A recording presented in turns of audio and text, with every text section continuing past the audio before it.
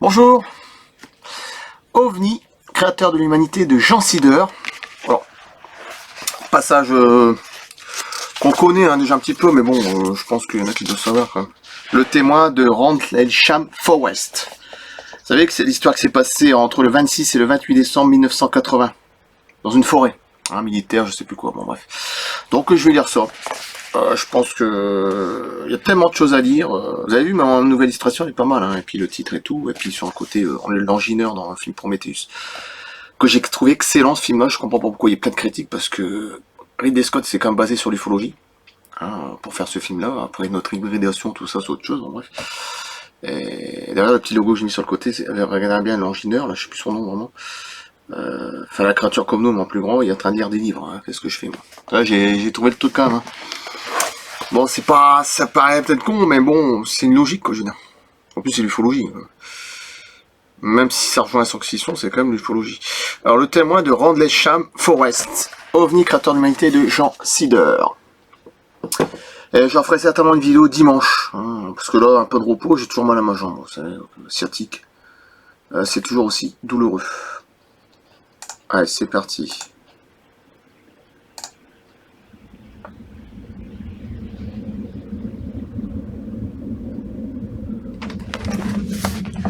Je crois que les couleurs sont très belles. Le témoin de Rendlesham Forest.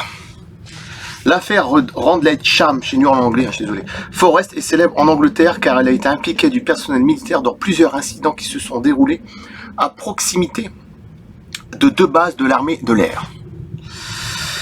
Ben Waters, américaine, et Woodbridge, anglaise, entre le 26 et le 28 décembre 1980. J'avais quelques mois, j'étais même pas encore, je veux dire, tout à fait potable, je venais d'arriver. Toutes deux situées en bordure de la forêt de Rendlesham. Un rapport succinct,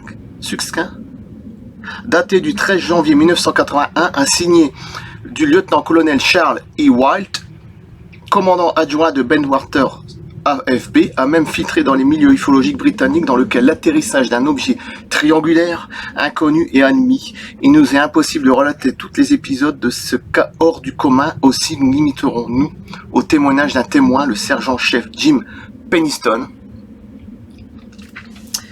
qui a vécu une curieuse expérience de type challenging. C'est un temps manquant, si je ne me trompe pas, à la limite de l'abduction, c'est ça, enlèvement. Pour plus d'ample informations sur tous les événements reconstitués par les enquêteurs, le lecteur qui lit l'anglais peut se rapporter au livre de tandem Larry Warren Peter Robbins. Pour lui qui ne lit pas cette langue, un excellent résumé de cette affaire a été publié récemment par Gildas Bordet dans Lumière dans la nuit. Il s'agit en fait de ce dont il s'est souvenu sous régression hypnotique le 10 décembre 1994 sur ce qui s'est passé réellement. Les guillemets s'imposent au petit matin du 26 décembre 1980. Pourquoi 14 ans après l'incident? Nul ne le sait. Jim Penniston, qui appartenait au moment des faits au service de sécurité de Ben Waters AFB, était accompagné de plusieurs soldats lorsqu'il a d'abord aperçu des lumières rouges étranges se dirigeant vers la forêt. Il a ensuite observé une machine volante de forme triangulaire qui se posait dans une clairière.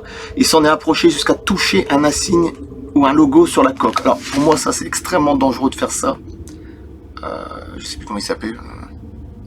Parce que tu peux attraper une tumeur, ce que tu veux, ou brûler selon le degré de... Moi je le ferai pas, mais bon après. C'est précisément à ce moment-là qu'il aurait reçu des informations, bon après, par voie télépathique, il a eu de la chance autre chose. Ma source précise que la régression hypnotique a été décidée à l'initiative de l'US Air Force en présence d'agents spatiaux venus de Washington.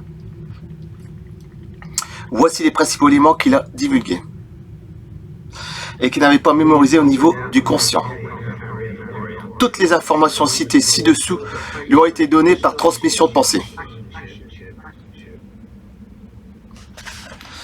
1. Petit 1. Les ovnis sont des machines spécialement conçues pour prendre contact avec les humains capables d'être les interprètes des entités. Petit 2. Leurs concepteurs ne nous veulent aucun mal. Ils n'ont donc pas de menace militaire, mais ils prennent ce qu'ils veulent pour leurs besoins, y compris des agents. Petit 3. Ces êtres extraterrestres sont nos descendants du futur. Ils ont besoin de nos chromosomes afin de résoudre de gros problèmes physiques. Ils ont des difficultés à se reproduire car les enfants qu'ils engendrent sont affligés de déficiences diverses. S'ils ne font rien pour trouver des remèdes à cette situation, leur espèce disparaîtra. Ah, c'est clair et net. Petit 4. Ils se servent des humains comme des groupes d'aide et non comme des reproducteurs. Petit 5. Ils nous rendent visite depuis au moins 30 ou 40 000 ans. Oui, bon, je pense que c'est dans les eaux là, hein, voire peut-être plus. Et comme, ça je l'avais déjà dit dans le temps, hein, je pense que... Et comme ils sont de plus en plus nombreux à venir, ils commencent par devenir gênants pour les gouvernements. Cette histoire de mauvaise reproduction durerait depuis autant de millénaires. C'est vraiment difficile à croire. Petit 6. Les services de sécurité gouvernementaux sont au courant de cette situation, ce qui les incite à vouloir la minimiser. Ils croient en effet que les ovnis viennent de notre futur. Il faut aussi imaginer le... Cela nous étonnerait beaucoup. Petit 7. Ces aliens savent tout sur nous. Voilà, petit 8. C'est rapide. Ils peuvent voyager dans le temps seulement dans le passé, pas dans le futur. Ils peuvent aller aussi loin que 30 000 à 40 000 ans en arrière, mais pas plus loin, sinon ils ne pourraient pas revenir. C'est assez confus pour moi. Je suis pas vraiment d'accord sur ce qu'ils disent là. Parce qu'il y en a quand même des intraterrestres pour moi, c'est sûr. Il y en a déjà sous terre, sous mer aussi. Donc je pense pas qu'il y en a qui ont besoin de faire des 30 000 ans, 40 000 ans en arrière. Et puis qu'à un moment ils peuvent plus revenir. Ça me paraît un peu... Et puis qu'ils viennent du futur, ce serait toi, mais du futur. Bon, ça me paraît... je sais pas vraiment... Mais bon, après, chacun ses trucs. Petit 9. Les autorités américaines possèdent un de leurs appareils, car il arrive parfois ceux-ci s'écrasent à la surface d'un dysfonctionnement dans la structure spatio-temporelle. Et petit 10. Il n'y a pas de contact entre aliens et gens du gouvernement, seulement par l'entremise des interprètes, abductés, channels ou médiums. Le lecteur reprendra et en laissera comme il l'entend, car dans ce type d'affaires, il y a à boire, à manger, mais aussi et surtout à rejeter. Voilà, c'est ce que je disais. Quel que soit son choix, qu'il prenne la précaution de ne jamais accorder un crédit définitif à ce que les entités peuvent apprendre aux témoins. Enfin, hypothèse à ne pas écarter, certains témoignages relatifs au cas de Rendlesham Forest pourraient fort bien faire partie d'une opération d'intoxication. Nous allons voir dans le chapitre suivant si l'on peut dégager d'éventuelles certitudes sur les diverses technologies apparentes que les entités semblent mettre en œuvre au cours de leurs agissements sur les abductés. Et je coupe là, un passage intéressant, quand même, le témoin de Rendlesham Forest. Décembre 1980, je mettrai de toute façon. Entre 26 et 28. Voilà, je coupe. Merci. Certainement une vidéo dimanche. Ouais. À bientôt.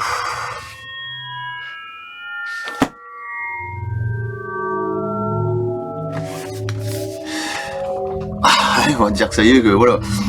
Qu'on est des dingues, mais oui, c'est ça. Créateur de l'OVNI, de l'humanité, OVNI de Jean Sider. Il y en a, il devra se regarder 2 fois dans une glace avant de critiquer les gens et de dire des saloperies sur nous. Parce que c'est très grave de dire ça. Je coupe. Merci. À bientôt.